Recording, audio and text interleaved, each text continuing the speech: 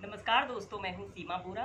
दोस्तों, आज हम आपको एड़ी में दर्द, टखनों में दर्द और पैरों में दर्द की समस्या को दूर करने वाले कुछ लाभकारी अभ्यास बताएंगे।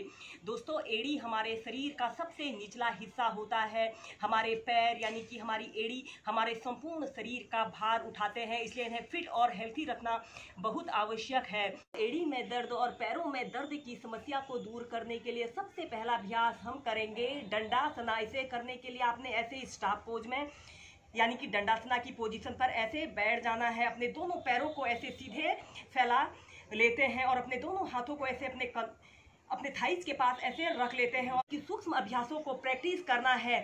श्वास अंदर भरते हुए अपने दोनों पैरों के पंजों को ऐसे पीछे की तरफ स्ट्रेच कीजिए। श्वास छोड़ते हुए ऐसे आगे को जाना है। ऐसे ही आपने इस अभ्यास को नियमित 5 से 10 मिनट अपनी दिनचर्या में शामिल कीजिए। इसके बाद आपने अपने पैरों को ऐसे गोल गोल घुमाना है। इस स्थिति में ध्यान रहे आपकी कमर गर्दन बिल्कुल सीधी रहे। फिर अपने दोनों पैरों के पंजों को ऐसे एंटी क्लॉकवाइज गोल गोल घुमाइए।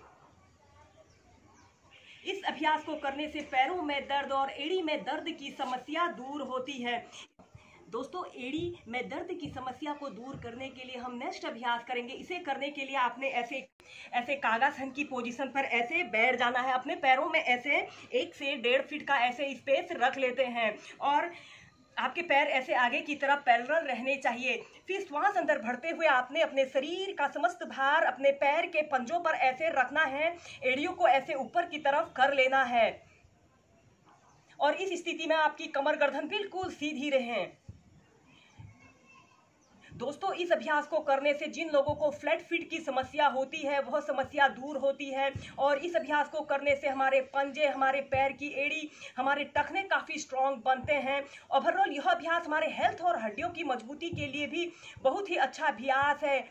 इस अभ्यास जिन लोगों के पैरों में अक्सर मोच आ जाती है और उस मोच के कारण व्यक्ति को बहुत अधिक पैर की एड़ी में बहुत अधिक दर्द होता है, इस अभ्यास को करने से आप उस दर्द की समस्या से निजात पा सकते हैं।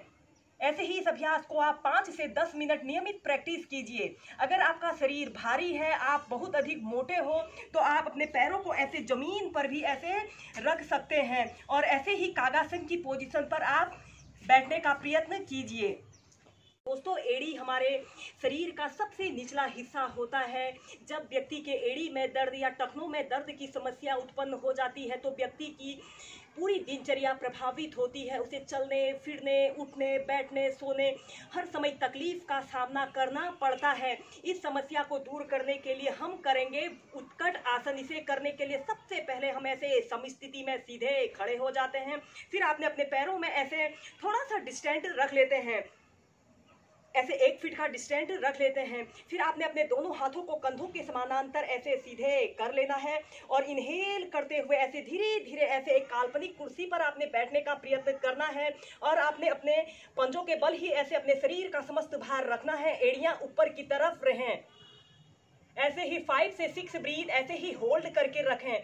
दोस्तों, इस अभ्यास को करने से पैरों में दर्द और एड़ियों में दर्द की समस्या दूर होती है।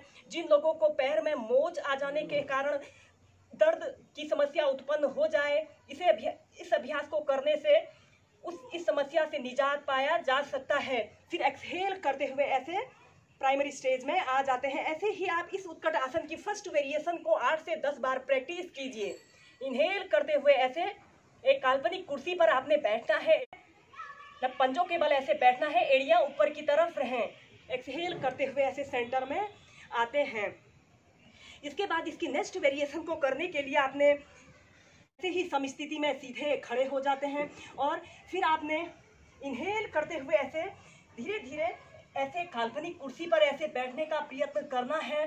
सबसे पहले आप ऐसे ही अपने दोनों हाथों को ऐसे अपने घुटनों के पास ऐसे रख लेते हैं और 5 से 6 ब्रीथ ऐसे ही इस उत्कट आसन की इस वेरिएशन की पोजीशन पर रहें। फिर एक्सहेल करते हुए ऐसे सेंटर में ऐसे सीधे खड़े हो जाते हैं। ऐसे ही इसे अप डाउन करते हुए आप 8 से 10 बार प्रैक्टिस कीजिए। इनहेल करते हुए ऐसे आपने एक काल्पनिक कुर्सी पर बैठना है। अपने दोनों हाथों को ऐसे अपने घुटनों के पास रख लीजिए इसे करने से हमारी एड़ी काफी मजबूत बनती है। काल्पनिक कुर्सी पर बैठना है। आपने अपने दोनों हाथों को ऐसे प्रणाम मुद्रा बना लेनी है। फिर अपने शरीर को ऐसे ट्विस्ट कीजिए। अपनी कोहनी को ऐसे अपने घुटने के पास रख लीजिए और अपने पूरे शरीर को ऐसे ट्विस्ट कर लीजिए। 5 से 6 ब्रीथ ऐसे ही होल्ड करके रखें। फिर एक्सहेल करते हुए ऐसे सेंटर में आते हैं। ऐसे ही से आप ट्विस्टिंग के साथ प्रैक्टिस कीजिए और अपने शरीर को ऐसे लेफ्ट साइड ट्विस्ट कर लीजिए। ऐसे प्रणाम मुद्रा बना लीजिए।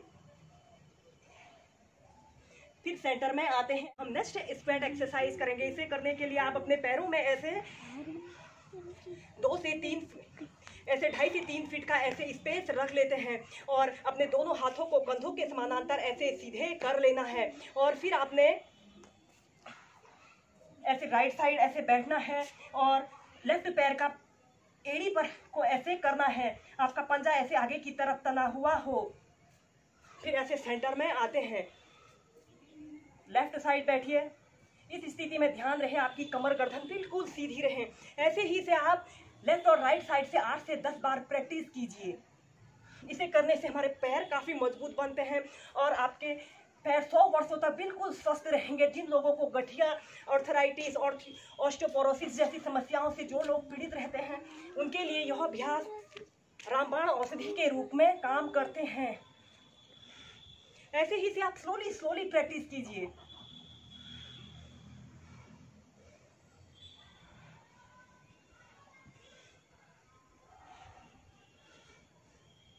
ऐसे ही प्राइमरी स्टेज में आ जाते हैं।